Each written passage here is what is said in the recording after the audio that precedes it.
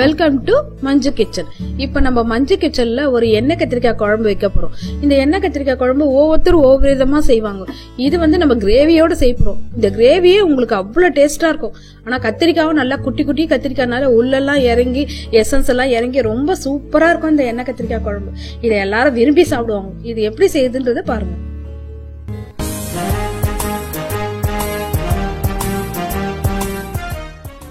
இப்ப இதற்கு தேவையான பொருட்கள்: பெரிய வெங்காயம் 1 கட் பண்ணி வச்சிருக்கேன், பெரிய தக்காளி அதே மாதிரி 2 தக்காளி கட் பண்ணி வச்சிருக்கேன், ஒரு சின்ன சின்ன பல்லு ஒரு 6 பல்லு பூண்டு, ஒரு துண்டு இஞ்சி, ஒரு 4 சிகப்பு மிளகாய் 4, பெரிய ஸ்பூன்ல 1 ஸ்பூன் தனியா, ஒரு முடி தேங்காய், அதே மாதிரி பெரிய ஸ்பூன்ல ஒரு கடலைப்பருப்பு 1 ஸ்பூன், அதே பெரிய ஸ்பூன்லயே வேர்க்கடலை 1 ஸ்பூன், பச்சை வேர்க்கடலை தான் நம்ம வறுக்க போறோம். இப்ப நல்லெண்ணெய், தாளிக்க தேவையான நல்லெண்ணெய்.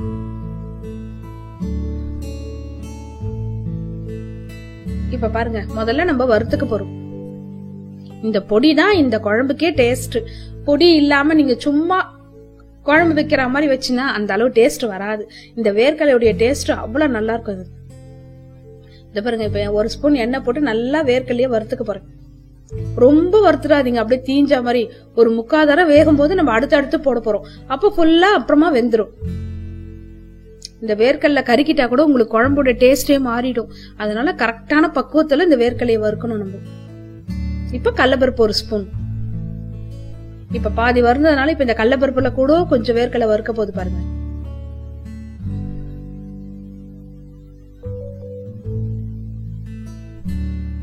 கடலைப்பருப்பை நல்லா வறுபடணும் பாருங்க. இந்த அளவு வறுபடும் போது நம்ம தனியா 1 ஸ்பூன் போடுறோம்.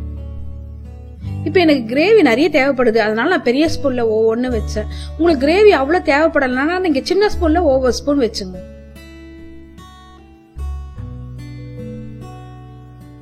4 சிகப்பு மிளகாய் இப்ப நம்ம 4 போடுறோம்.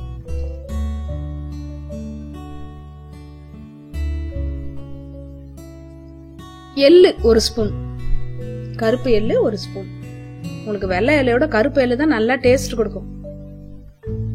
இந்த குழம்போட கிரேவி பாருங்களேன், அவ்வளவு டேஸ்டா இருக்கும். இது எள்ளு நல்லா வெடிக்கட்டும்.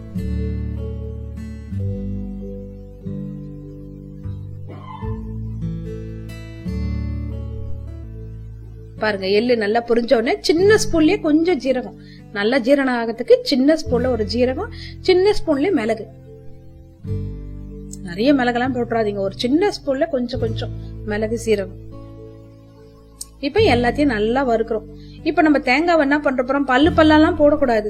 நல்லா மிக்சில அடிச்சுட்டோ இல்ல திருவிட்டோ உங்களுக்கு போட்டாதான் இந்த தேங்காவை நம்ம எண்ணெய் பச போற வரையும் நம்ம வறுக்க போறோம்.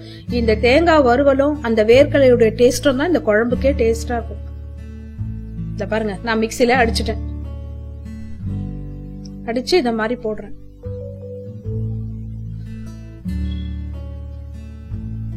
என்னுடைய கிரேவிக்கு 1 முடி தேவைப்படுது. உங்களுக்கு இல்லன்னா பாதி முடியில கொஞ்சமா கிரேவி வேணாலும் நீங்க செஞ்சுக்கலாம். எங்க வீட்டுல இந்த கத்திரிக்காயோட இந்த கிரேவியை தான் ரொம்ப விரும்பி சாப்பிடுவாங்க. அந்த கத்திரிக்காய் மோர் சாதத்துக்கு வச்சுப்பாங்க. இந்த கிரேவியை நைட்டு பூரி செய்ய, இந்த பூரிக்கு தொட்டுக்க வேணும், இல்ல தோசை இட்லி தோசைக்கு தொட்டுக்க வை. காலையில இட்லி தோசைக்கு வச்சுப்பாங்க, நைட்ல பூரிக்கு வச்சுப்பாங்க. நைட் ஒரு டேஸ்டா இருக்கும், காலையில ஒரு டேஸ்டா இருக்கும். இந்த குழம்பு எங்க வீட்டுல எவ்வளவு செஞ்சாலும் காலி ஆயிடும். ரொம்ப பிடிக்கும் எல்லாருக்கும். இந்த மாதிரி அரைச்சு போடுறதுனால தான் இந்த குழம்போட டேஸ்ட் அவ்வளவு நல்லா இருக்கும். இந்த பாருங்க எப்படி வறுக்கணும் பாருங்க. ஆனா கொஞ்சம் பொறுமையா நீங்க நல்லா வறுக்கணும். இந்த தேங்காவை நல்லா வறுப்படணும். இந்த மாதிரி எண்ணெய் பசையே இல்லாம இருக்கு பாருங்க.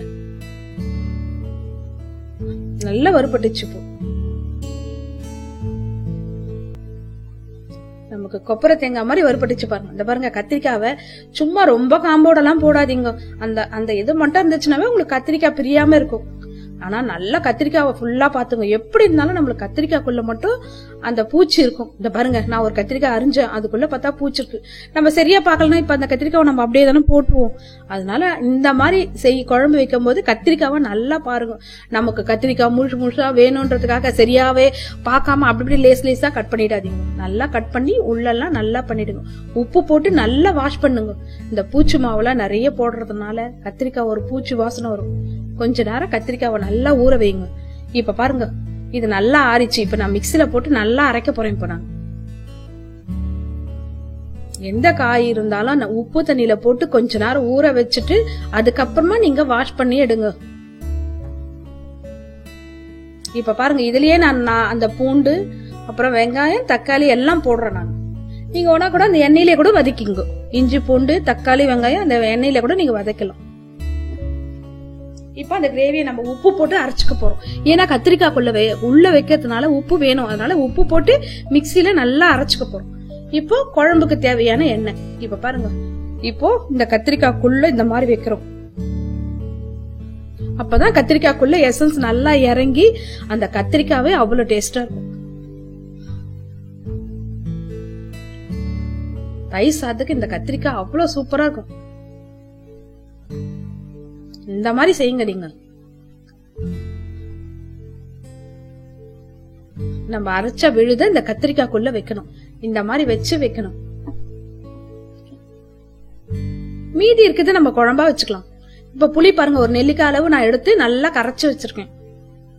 இப்ப பாருங்க, எண்ணெய் நல்லா காஞ்சிச்சு. இப்ப நம்ம வெங்காயத்தை போட போறோம். நல்லா பொன்முருவலா வரட்டும் வெங்காயம்.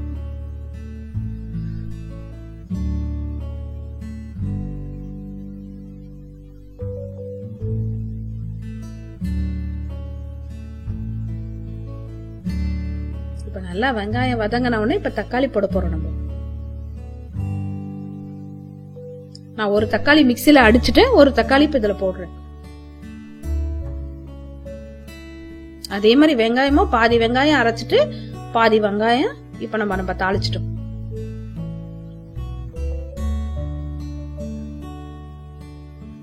இப்ப இந்த எண்ணெயிலேயே நம்ம அந்த கத்திரிக்காவெல்லாம் நம்ம அழகா எண்ணெய்க்குள்ளவே நம்ம அடுக்க போறோம். பாருங்க, எண்ணெயில நல்லா நனையணும் அந்த கத்திரிக்காய். அதனால எண்ணெய் இருக்கிற பக்கமாவே இந்த கத்திரிக்காவெல்லாம் நம்ம வைக்க போறோம்.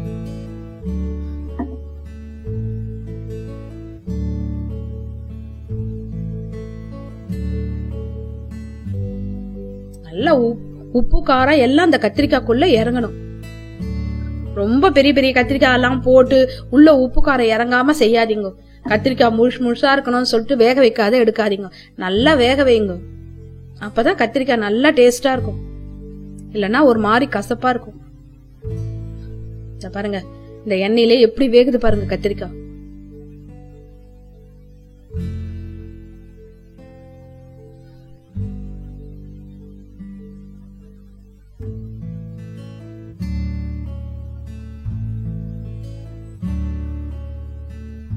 எல்லா கத்திரிக்காவும் இப்ப திருப்பி விடுங்க. அதே மாதிரி இந்த பக்கமும் கத்திரிக்காய் நல்லா எண்ணெயில வேகட்டும். மெதுவா திருப்புங்க கத்திரிக்காவை. கத்திரிக்காய் இந்த எண்ணெயிலேயே உங்களுக்கு வெந்துரும். நம்ம அந்த காம்பு மேல போறதுனால கத்திரிக்காய் தூளே ஆகாது. அப்படியே முழுசாவே இருக்கும். உங்களுக்கு நல்லா வேகும்.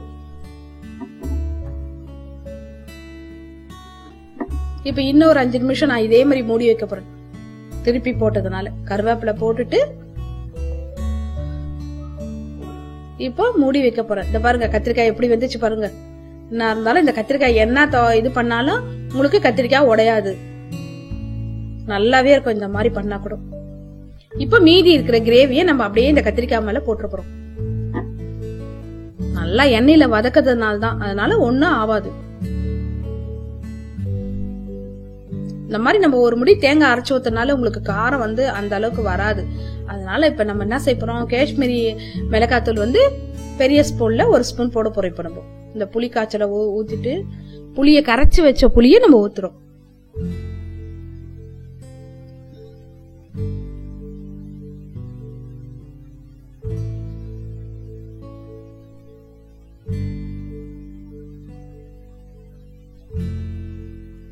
பாருங்க நல்லா உப்பு காரம்லாம் உள்ள கத்திரிக்காய்க்குள்ள இறங்கட்டும் அந்த கிரேவி.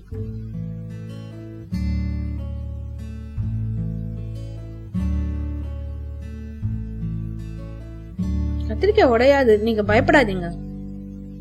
இப்ப பாருங்க, இப்ப காஷ்மீரி மிளகாத்தூள் பெரிய ஸ்பூன்ல 1 ஸ்பூன் போடுறேன் நான். சின்ன ஸ்பூன்ல 2 போடுறேன் நான். பெரிய ஸ்பூன் கணக்கு எடுத்தா 1 ஸ்பூன் ஆகும். மீதி இப்ப குழம்புக்கு தேவையான உப்பு நம்ம கத்திரிக்காய் போட்டிருக்கோம், அதனால குழம்புக்கு தேவையான உப்பு மட்டும் போடுங்க. நல்லா கலந்து விட்டுடுங்க. இப்போ அந்த எண்ணெய் எல்லாம் நமக்கு மேல வரணும், அது வரையும் இப்ப மூடி வைக்க போறோம். நம்ம எண்ணெய் பசை வர வரையும் கத்திரிக்காய் குழம்ப நம்ம மூடி வைக்க போறோம். கிரேவி நிறைய இருக்கிறதுனால உங்களுக்கு கத்திரிக்காய் தெரியல, ஆனா கத்திரிக்காய் கொஞ்சம் கூட நசங்காம அழகா முழுசா வரப்போகுது பாருங்க. இந்த கத்திரிக்காய் அப்படியே குலோப் ஜான் மாதிரி இருக்கும், உங்களுக்கு நல்லா வெந்தும் இருக்கும், டேஸ்டாவும் இருக்கும். நானும் கேமரால காட்டுறேன்னு சொல்லிட்டு முழு கத்திரிக்காய் எடுத்துட்டு உள்ள வேகாம அந்த மாதிரி இருக்க கூடாது. நல்லா கத்திரிக்காய் வெந்து இருக்கணும், அப்பதான் உங்களுக்கு மோர் சாத்துக்குலாம் நல்லா டேஸ்டா இருக்கும். குட்டி குட்டி கத்திரிக்காய் இந்த மாதிரி போடுங்க, அப்பதான் உங்களுக்கு டேஸ்ட் நல்லா இருக்கும். இந்த பாருங்க, ஏதாவது நசங்குச்சா பாருங்க, எவ்வளவு முழுசா அழகா வருது பாருங்க. ஒரு கத்திரிக்காய் கூட எனக்கு உடையாம முழுசா வருது பாருங்க. ஆனா இந்த கத்திரிக்காய் நீங்க தொட்டாலும் குலோப் ஜான் மாதிரியே நல்லா ஸ்மூத்தா இருக்கும். உங்களுக்கு கிரேவி இல்லாம இந்த மாதிரி வேணாலும் கொஞ்சமா கிரேவி போட்டு இந்த மாதிரியே செஞ்சுங்க. கிரேவி முக்கியமா உங்களுக்கு தேவைப்பட்டா கிரேவியும் கொஞ்சம் வச்சுங்க. சூப்பரான எண்ணெய் கத்திரிக்காய் குழம்பு ரெடி ஆயிடுச்சு. தேங்க்யூ.